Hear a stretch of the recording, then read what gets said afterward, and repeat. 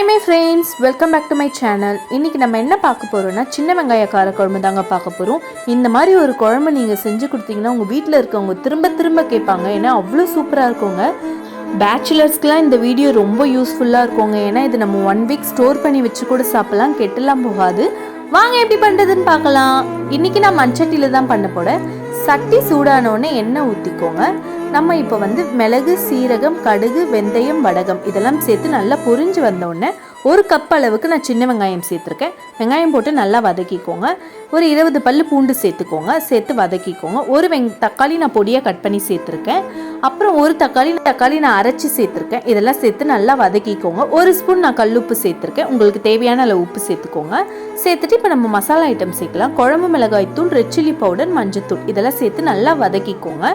நல்லா வந்து அந்த எண்ணெயிலேயே நம்ம போட்டு நல்லா வதக்கிக்கினா தாங்க குழம்பு நல்ல ஒரு டேஸ்ட் கொடுக்கும். இந்த அளவுக்கு நல்லா கலரிக்கோங்க.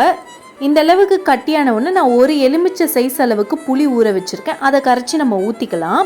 தேவையான அளவு நீங்கள் புளி ஊற்றிக்கோங்க. புளி ஊற்றிட்டு நல்லா கலரி விட்டுக்கோங்க. கட்டி இல்லாமல் கலரிக்கோங்க.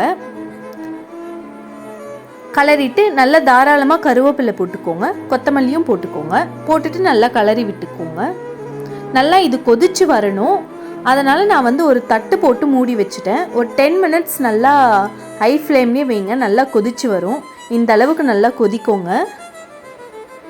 பாருங்கள், நல்லா இருக்குது பார்க்கவே. இப்போ மறுபடியும் நான் தட்டு போட்டு மூடி வச்சுட்டேன். இப்போ ஓப்பன் பண்ணிவிட்டு பார்த்தா நல்லா கெட்டி ஆயிடுச்சு. இப்போ இந்த ஸ்டேஜில் நான் வந்து கொஞ்சமாக வெல்லம் சேர்த்துருக்கேன். வெல்லம் சேர்த்துட்டு கலரிக்கோங்க. பெருங்காயம் சேர்த்துருக்கேன். சேர்த்துட்டு நல்லா கலரி விட்டுக்கோங்க. இந்த அளவுக்கு நல்லா கட்டியானவுடனே எடுத்து வேறு பாத்திரத்தில் மாற்றிக்கோங்க. சாப்பிட்டிங்கன்னா சாப்பாட்டுக்கெலாம் நல்லா டேஸ்ட்டாக இருக்குங்க. நீங்களும் வீட்டில் ட்ரை பண்ணி பாருங்கள் காய்ஸ். மறக்காமல் சப்ஸ்கிரைப் பண்ணுங்கள், லைக் பண்ணுங்கள் காய்ஸ். Bye guys.